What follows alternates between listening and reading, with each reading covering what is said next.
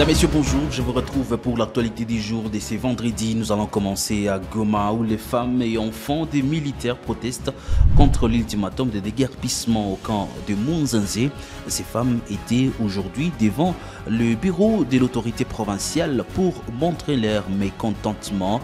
On pouvait voir des femmes habillées à de feuilles d'arbres et d'autres qui étaient en train de manifester le long de la route et barricadant ainsi la route qui mène vers les quartiers Imbi. Nous aurons donc le temps de suivre en images et les lamentations de ces femmes, des militaires et des enfants des militaires de la République démocratique du Congo.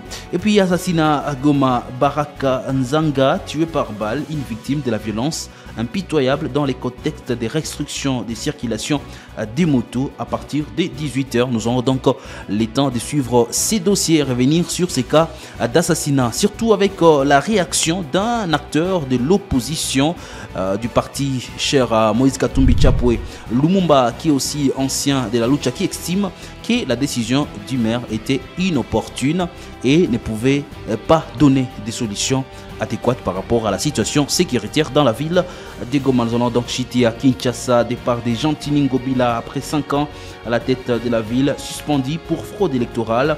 Gérard Mulumba désigné gouverneur par intérimaire.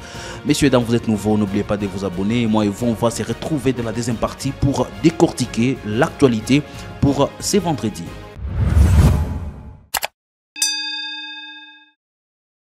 Sur la rue Eugène Seroufouli en commune de Goma, précisément au quartier Imbi, les femmes et enfants des militaires et policiers de la République démocratique du Congo manifestent depuis ce vendredi 12 janvier 2024 leur mécontentement face à l'ultimatum du déguerpissement dans les camps Munzenze, leur annonce dans un court délai d'au moins 48 heures, bloquant les passages de part et d'autre et créant ainsi l'embouteillage des véhicules automobiles.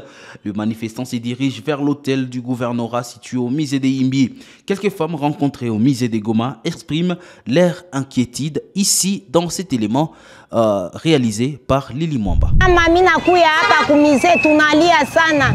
Ilikuwa samedi bakubwa wanakuya ndani ya kaa wanasema shie tutoke.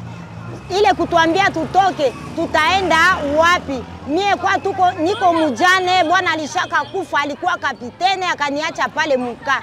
Siwe kwenye nitaenda na batoto. Ndio vile tuakia kwa mkubwa hapa, batuangalili kwe tutaenda. Kama ni makuta kwenea kuuza nyumba, batupatie. Kama ni biwanja, batupatie kwe tutatie ile manjanja yetu, tuishi pale na batoto. Tunateseka sana sana sana. Banakia sema kesho samedi batutoshe muka. Hatuna kwa kwenda mama. Bakubwa tunalia mbele yenu. Mutuangalilie kwenye twende. Polisi itaenda wapi nayo na batoto yabo? Na shiba jane tunalia tutaenda wapi na batoto? Babwana beshaka kufa zamani. Na shie tutaenda wapi? Mibi yenye tunashangala nabia kiti bamekuya tutosha. Kutubriske tu 48 heures tutoke shu tuende wapi? Tuko na salere gani yenye tutalipa? Karte za babwana yetu ziko kudeni juu ya Banglambe. Unaenda pokea na utapata ile makuta kupokea. Tunafanya nini? Tunateseka sana kwa tunavote Fati Beto yetu, tunayua kama yenjo atatusaidia juu ya mushide yenye tuko na. Me tunaenda shangala gisi bana tutosha shia tunapataka 100,000 francs. Juu tunalipata saa combien de mille kudeni. Manake hapa yene atana $50. Tunakuta yenye tunapokea. Kama yenye biko pale. Hapa tuko batoto wa polisi banateseka juu ya nini? Hata tunaenda musite. Hakuna mwenye atatupokea na batoto wetu banachambanaka. Batoto wa polisi ni bediscipline muka. Sasa tunashangala tukienda kuba civile bataua batoto wetu na shie ba mama. Na kuna civile mwenye anapaitika apangishe bibi ya polisi na iko na batoto 5 ba 6. Vraiment batusaidie sana, batufanyie nini Fati Beto yetu gisi tulimchagua joba betu. Atusikilie nini? L'insécurité n'a pas encore dit son dernier mot dans la ville de Goma. Une onde de choc s'est propagée dans la ville de Goma suite à un meurtre brutal par balle touchant Baraka Nzanga la matinée de ce vendredi. Un jeune de 66 ans, vendeur de crédits prépayés et célibataire, Baraka a été criblé de balles sur l'avenue Maïndoulé dans les quartiers Majengo aux environs de 1h du matin cette nuit. Les circonstances de ce meurtre sont d'autant plus préoccupantes. Des sources sur place indiquent que Baraka a été tué par balle, ajoutant un niveau supplémentaire d'horreur à cet acte de violence pitoyable. Le drame survient dans le contexte des récentes restrictions de circulation des motos imposées par le maire de la ville après 18 heures en réponse à une insécurité croissante. Une décision vivement commentée par différents acteurs de la ville de Goma. Lumumba, ancien militant de la Lucha et membre de la famille politique de Moïse Katumbi Chapwe, tape les poings sur la table et pense que c'est une mesure dangereuse qui risque d'engendrer les conséquences fâcheuses sur la sécurité de Goma. Il est ici dans cet élément que nous avons réalisé. Nous devons réfléchir ailleurs parce que nous avons compris que dans eux, ils cherchent plutôt de l'argent. Et en plus, nous savons que cette mesure risquera d'opposer les taximens motards aux agents de l'ordre. Parce qu'à partir de 18h, c'est sous le soleil. Et vous allez comprendre que toutes les conséquences qui en découleront tomberont sur le maire de ville. Raison pour laquelle, pour éviter les pires, nous commençons aujourd'hui ici au gouvernorat pour demander au gouverneur d'instruire au maire de ville de lever cette décision bêtement inutile qui n'a rien à faire avec la sécurité de la ville. Et le pire, ça veut dire la tracasserie qui va s'observer entre les agents de l'ordre, ce qui est le montage, qui va engendrer peut-être de nous après-demain les assassinats, les désordres, et nous la population, nous n'avons pas nous taire, nous serons obligés de réclamer les droits. Et les droits, quand nous réclamons, nous savons comment est-ce que ça se fait ici chez nous. Et donc nous voulons prévenir. Et donc l'autorité doit comprendre que c'est une mesure préventive que nous cherchons. Après la décision du vice-premier ministre, ministre de l'Intérieur et Sécurité, décentralisation et affaires coutumières, suspendant les gouverneurs de la ville-province de Kinshasa, Gentini Ngobila Mbaka, pour fraude électorale, Gentini Ngobila est forcé de quitter son poste de gouverneur de la ville-province de Kinshasa.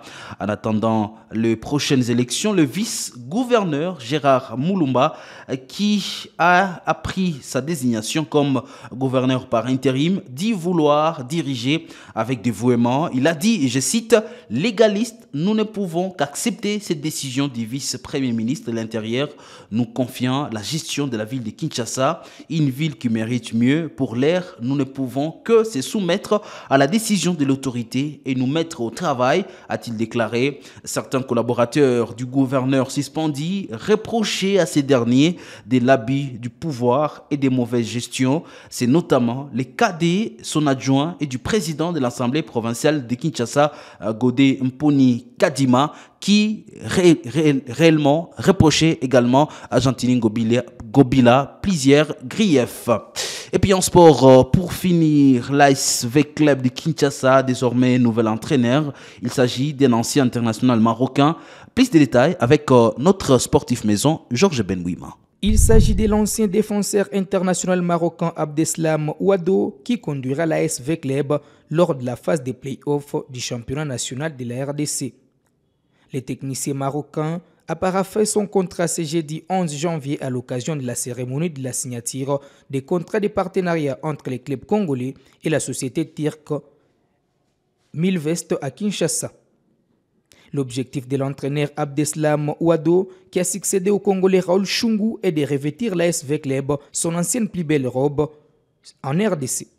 L'objectif de l'entraîneur Abdeslam Ouado, qui a succédé au Congolais Raoul Chungu, est de revêtir l'ASV Club son ancienne plus belle robe en RDC et sur les continents africains. Écoutez, je suis très honoré de rejoindre non pas un grand club, mais une institution. Je crois qu'il y a une nouvelle dynamique. Nous savons où nous mettons les pieds. C'est un très grand club qui doit retrouver sa place sur la scène nationale, mais aussi sur le plan continental. Et en tout cas, j'ai à cœur rapidement de retrouver le terrain avec le staff, avec les joueurs et avec les dirigeants du club pour pouvoir de nouveau travailler et pouvoir sur le court, moyen, long terme remettre l'institution Vita Club sur le plus haut niveau de la scène internationale, puisque vous savez que Vita a toujours rayonné, que ce soit sur le plan national. Effectivement, j'ai eu écho de certaines difficultés ces derniers temps, mais je crois qu'il y a une vraie dynamique avec l'arrivée du président M. Amadou et l'investisseur M. Turan de Milvest, Turan Mildon, que je remercie d'ailleurs, puisque je crois qu'ils m'ont ciblé, puisque j'étais vraiment ambitieux de pouvoir venir les aider dans ce projet, qui ne va pas être facile, mais je suis très optimiste.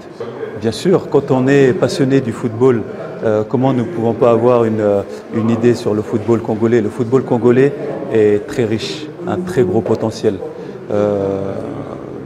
On peut le voir déjà par la diaspora qui évolue à l'étranger, mais sur le plan national aussi, quand vous avez le FC Lupopo, TP Mazembe, Vita Club et d'autres clubs qui vont être qualifiés pour la deuxième phase, je crois que le football congolais a besoin de plusieurs équipes compétitives pour rayonner sur l'Afrique et surtout garder cet indice ou voire l'augmenter, un indice CAF qui permettra à d'autres clubs de pouvoir rayonner et représenter la RDC sur le plan continental. Leur dire déjà que je suis ravi de rejoindre l'institution.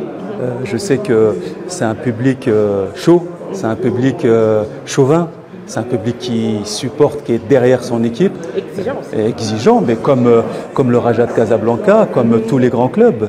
Et quand on met les pieds à Vita Club, on doit s'attendre à cette atmosphère-là. Mais je sais aussi que lorsque la dynamique est là, le public est un deuxième homme. Abdeslam Ouado est un ancien défenseur international marocain, auteur des 59 sélections de 2000 en 2009 pour 3 buts marqués avec les Lions de l'Atlas du Maroc.